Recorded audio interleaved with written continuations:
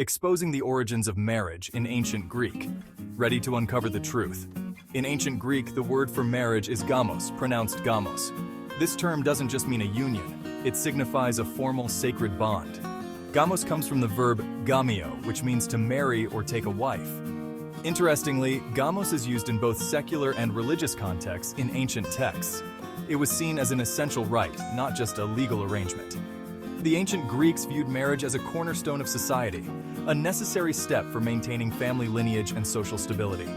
In fact, gamos was often associated with ceremonial festivities, involving the entire community. This theological depth adds layers to how we understand marriage today. It's more than a contract, it's a deeply rooted tradition with spiritual significance. So next time you think about marriage, remember, it's got a history that goes back to ancient Greece, where it was considered both a social duty and a sacred covenant. Thanks for watching. If you enjoyed this dive into Greek etymology, hit that like button and subscribe for more fascinating insights.